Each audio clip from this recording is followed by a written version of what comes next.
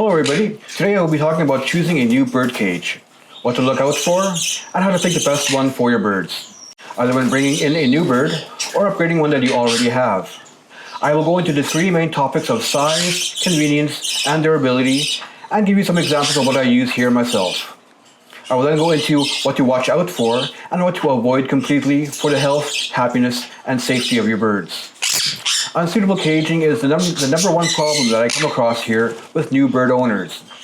There are a lot of options out there, but many of the cages being sold in both pet stores and big box stores should never really be used to house anything more than a children's toy. But people still do buy them, so manufacturers keep making them and stores keep selling them. I take in many rescue birds here every year. In fact, in the months following the end of COVID restrictions, I had over 200 budgies alone coming in here as surrenders. And while I did find homes for all these birds in time, I had a mountain of cheap, small, and damaged cages to store in the trash pile out back. And before those people start asking me for free cages, I did stomp them all flat and toss them long ago. Over the years, I have handled hundreds of different cages. I have definitely seen the good, the bad, and the ugly. Finding a good cage can be difficult, and while it does not have to be a super expensive one, it does have to meet certain standards to keep your birds happy and healthy. These standards are size, convenience, and durability. The first and most important is the size of the cage. It has to be large enough for a bird to fully extend its wings and turn around without making any contact with the sides of the cage. Large enough to permit full flight when going from one side to the other. And the textbook answer is that a cage should be twice as wide as a bird's wingspan and higher than their full length. But that is only the textbook answer. In reality, the bigger, the better. A cage that is too small will stress out your bird and keep it from getting proper exercise. It is not enough to say that your bird will spend most of the time out of the cage anyways. They will still have to spend some time inside, either sleeping at night or safely put away when you are out of the house, say at work or running errands. A cage that is too small will stress out a bird. They will not have room to retreat when inside. They will not be able to move around comfortably and just feel pressed in, vulnerable and restricted. Of course, smaller birds can be housed in smaller cages. For birds like budgies and parrotlets, a cage that is 24 inches wide across the front and 18 inches deep is a minimum. Although a cage that is 30 inches wide is greatly recommended even for birds of this size. The height of a cage is not as important as the width and depth. Most birds will stay at the same level and will mostly fly from side to side instead of up and down. For even slightly larger birds, starting at lovebirds and linnies, and going up to cockatiels and conures, a cage must be at least 30 inches across the front and 18 to 20 inches deep. This will give the more active lovebirds more room to fly, the climbing linnies more room to move, and the cockatiels and conures more room to turn around without damaging their wing feathers.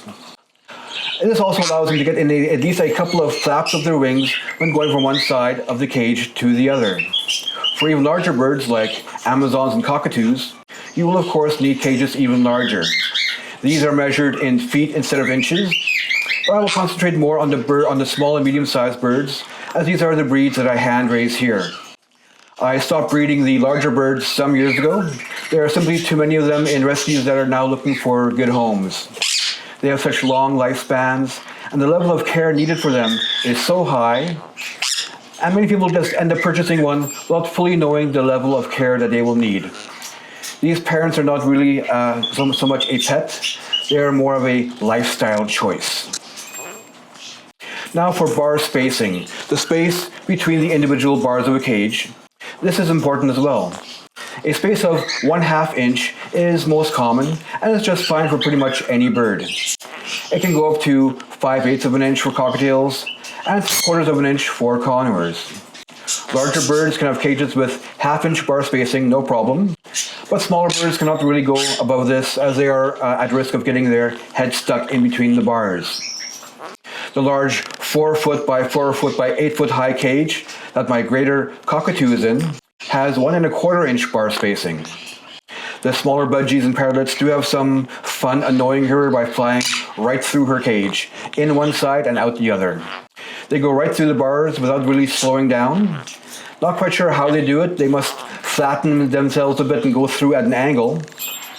One of them learned how and quickly taught some of the others, and it turned into a game for them. Now, cage sizing is probably the number one problem that I run into when screening new bird owners for one of my hand-fed babies or adult rescue rehomings. I always say bigger is better. This will result in a happier and healthier bird that will be much more friendly, companionable, and healthier in both the short and long run. In fact, I do often require people to send me pictures of the cages that they plan on using before picking up their new birds. At least half the time, these cages are completely unsuitable due to their size. Yes, there are a lot of cages out there in stores that are 12, 16, 18 inches wide. These are just not good enough for the physical and mental health of a parrot. But people still do buy them, so of course stores still sell them. Convenience. The next major topic to consider when looking at bird cages is convenience. This is an item that you will be interacting with several times each day, every day. Yes, you can get a cheaper cage, but it'll be a pain to work with, to change out the food, water, substrate, and moving it around from one place to another. The number one thing to look at is the door. This is the part that you'll be using the most. There are two types of doors that are mainly used: the guillotine model, where the door slides up on guides, and the front hinged opening door. I use both styles here in quantity. The guillotine style doors are useful because they are fast to use. Just flick up the door with your thumb, grab a bowl with your fingers, and pull it back out before the door falls back into place. When you get good at it, you can change out a food or water bowl in seconds with just one hand. This is useful if you have 100 or so cages to go through, one right after the other. These doors are cheaper than hinge doors and provide a more seamless look, as they do not require a frame or hinges. But they can also be a little dangerous for people or birds that are not experienced with them. What goes up must come down, and a guillotine door has that name for a reason. These doors can come down with speed and weight, and any bird with its head stuck through the opening can be put into danger. These doors also do not stay open very securely. They're usually propped up with their own weight, and they can come down without warning, especially if there are birds flying around free that might land on top of the door. This can be a danger for any birds inside the cage, as well as the one landing on top of the door. Another problem with these cages is that the smaller feed doors are easy to open for our smarter feathered friends. Lovebirds, linnies, cockatiels, and especially conures are strong enough to lift a feed or even the main door. This can mean a free-flying bird when you're not expecting or wanting a free-flying bird, such as the middle of the night or when doors or windows are open. This can be cute at times, especially with lovebirds due to their high intelligence and resourcefulness. I have had several pairs here through the years that would open the doors, fly around for a while, have some fun, and then go back to their cages. They'd open their doors again and go back in by themselves several times each day. Now, this is the second style of cage door, and the one I recommend for most people is the front opening hinge door. It does take both hands to service, and there is more room for a bird inside to fly out when opened. But it is more convenient and safer. The door can be left open during the free flight time, allowing the birds to go back in for food and water. It is very important to get one that has a good latch on the door, not just a sliding pin or little hook. A good latch is much easier to use and almost impossible for the bird inside to open by themselves. Notice I said almost impossible. Parrots are smart. These doors usually come on the higher quality cages and have a frame around them to make them strong enough to hang perches and bowls on, increasing their convenience. A door should be large enough to allow a bird to fly through, but not so large that it is impossible to shield the opening with your body when you want your birds to stay inside. Doors on the sides of the cage are also extremely handy, but not necessarily required. They are often used to enable you to change out food and water without opening the main door and sticking your hand inside the cage. These are very useful for overly friendly, or not at all friendly, birds. It prevents the overly friendly ones from rushing out at the first opportunity, and the not so friendly ones from chewing the heck out of your fingers when you're servicing the cage. It is also useful for fearful, untamed birds, as it puts the least amount of stress on them, especially when they are working on the nest box or sitting on eggs. Not strictly needed, but a good feature to have if you're willing to spend just a little bit more money. The next point of convenience is the bottom tray of the cage. On many cages, this can be a chore to remove, and in some, like the vision cages, there might not even be a removable bottom tray. A metal bottom tray is of course the best, one that slides out to the front. If made out of plastic, make sure that it is a flexible material and not brittle cheap. It should thunk when hitting it against something, not tink or ding, if that makes any sense.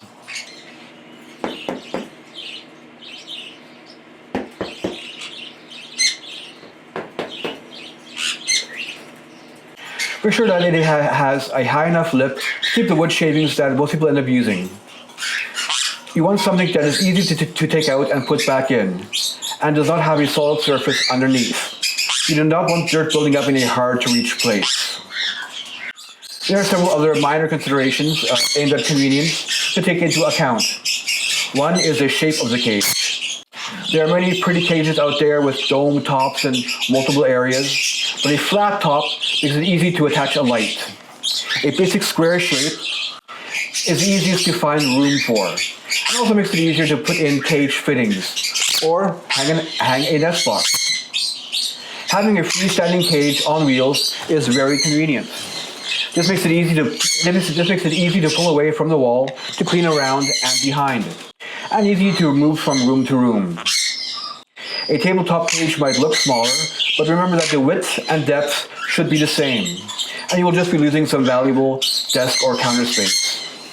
You'll still have to clean under the cage as well, so you'll have to lift it up and move it around anyways. With a freestanding cage, you also have that convenient little bottom shelf to store food, toys, or cleaning supplies. To be avoided if possible are cages with play tops. While they may look like fun for the birds, you will notice that they make the inside of the cage very dark. There's usually not enough room between the play top tray and the top of the main cage to put in a light. This means that you would have to put a light on the back or sides of the cage, an unnatural direction for light to be coming from. Also, be wary of cages that have a side skirt or a seat catcher around them. While it is useful to help keep some of the spraying seat inside the cage, it is often included in the cage size description. That means that a cage that is advertised as being 30 inches wide might in reality only be 24 inches wide inside the cage. These skirts also keep a cage from being pushed back properly against the wall, lowering a bird's comfort level. It is always important to put a cage up against a wall to help a bird feel more secure. They will often face away from the wall when inside the cage, knowing that they do not have to worry about watching their backs. This is a subconscious instinct in even the tamest of pet birds. Durability. The last consideration is also the one that affects price the most: quality and durability. Birds do live a long time. Budgies can make it well past the 10-year mark. Cockatiels to 15, conures up to 30, and up to 60 years is common for the larger cockatoos and African greys.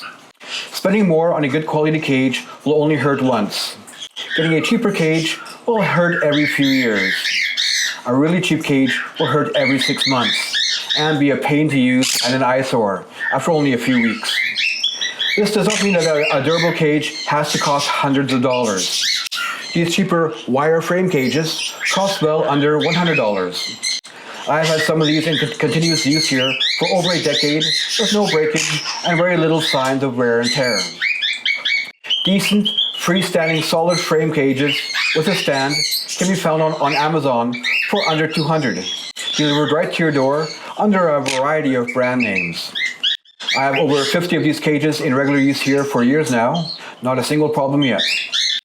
They also have the advantage that they can be made into double stacks. See here in the back, and that only requires a little modification and kludging. But these cages are more of a bare bones cage.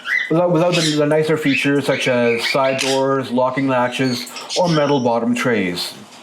Higher quality cages start in the $300 to $400 range and include brand names like A&E or King cages. They can be found online or some local specialty bird pet stores. They should be considered an investment and will last pretty much forever and look good doing it. Just remember, a black cage might look nicer, but will need more in the way of lighting to keep it bright inside. When looking at cages with a view on durability, look at the construction. A cage made with a solid frame will last much longer than one with a wire frame and hold its shape better. They are just a lot stronger. Make sure to get one with the wire sides welded to the frame, not just rattling around loose. These will eventually come apart and be hard to put back together. Everything should be painted with a powder coat, not a cheap paint that will eventually chip or be chewed off. All cages are of course packed flat and will need to be assembled. They should be put together with screws or nuts and bolts. No plastic tabs or connectors that will break in short order. There should be no plastic at all on the cages, inside or out, except for the bottom tray and these should be separated from the main part of the cage with a removable bottom grill. These two cage styles here are my favorites. They score great on all counts. They are 32 inches wide across the front and 20 and 24 inches deep. They are strong, sturdy, and good for any birds. They are not super cheap, but they will last forever. This model has two doors, one on top of the other. This makes it easy to clean and service, and easy to control my birds. Great for budgies, cockatiels, lovies, and linnies and parrotlets. These cages over here are great for conures, quakers, suns, and ringnecks. They are sturdier, heavier, and pretty to look at. They have an opening top instead of a play top, and convenient side doors for food and water. The main door is a good size and is sturdy enough for dishes and a heavy perch. I purchased both of these cages, quite a few of each actually, quite some time ago at West Coast Tropical Bird Studio in Vancouver. I'm not sure what price they are now, but back then they were quite reasonable. Definitely a good value for the money. Of course, I do use quite a few of these 30-inch wire cages as well. Very convenient stacked up in their triple stands, and great for budgies, lovies, and parrotlets when floor space is a concern. I got many of mine from Just for Birds in Langley. Also a great place to go for good value on seed and supplies. And of course, the Amazon specials. For under $200 most of the time, they're great when I have to do a rapid expansion when a lot of rescues come in at once. Now for what to avoid for the health, happiness, and safety of your birds, and your own convenience. Of course, number one is a cage that is too small. Anything under 24 inches across the front should be an automatic fail. In fact, anything under 30 inches, even for the smaller birds, should be considered carefully. Are you sure that you're not willing to spend just a little bit more to get something that will be better for your birds? Also look for points of failure. Are the wheels cheap and not securely fastened for years of use? Look at the height of the cage, the least important size measurement. Is there space there that just won't be used? Is there a lot of plastic on the cage? A hard plastic base will become brittle in a short time and break, especially around the corners. And a wire frame cage that is held onto a plastic base with those little tabs will break out, resulting in an unsecure cage. That is dangerous to move and to use. Locking pins on wireframe doors are a pain to use on a regular basis and will soon become loose and will be lost. Anything made out of wood will be chewed on by eager beaks, be hard to clean, and can host a myriad of little insects and parasites. Cages made from plexiglass can overheat, have poor ventilation, and not allow birds to climb around properly, as well as needing very frequent cleaning. Modern-looking plastic cages like the Vision line of cages are horrible to use. They have no bottom tray. You have to lift up the whole top portion to get at the base, and this gives the birds a good opportunity to escape when you least want them to.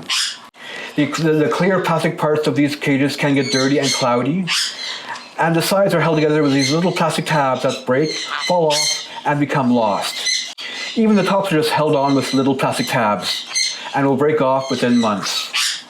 The worst part is that the door latch is a plastic tab, breaking within weeks. And don't get me started on those little food and water dishes. I could do a whole video on just division bird cages. I wasted some money on them a few years ago, and now I have a whole pile of them out in the trash pile. Ones that came in with rescues and surrenders. Round cages, of course, should never be used. They have been proven to be horrible for a bird's sense of space and security. They can't really handle the concept of a round cage. They never know where to retreat to and what side to face away from. Worst of all are the decorative cages, often made from plastic or gold-colored metal. These cages are meant to look good, and that's pretty much it. They make almost no considerations for the health and safety of a bird. So, when looking for a bird cage, first consider its size, its suitability for the birds that you're wanting to house in it. Then consider its usability, how easy it will be to service on a daily basis, how easy it will be to set up and have in your home. Then look at its durability, how long it will last and look good while doing so. Take all this information and combine it with the price. This way you'll get a good idea of its true value. Bigger is always better, well, up to a certain point. Spending a little more in the beginning will pay off much larger in the long run. Now, I hope this helps some people out there in making their choices, making things a little bit easier. In the next video coming up soon, I will go into some information about setting up your new cage, what to put in it, on top of it, behind it, and around it, perches, food, dishes, substrate, toys, and a whole lot more. See you then.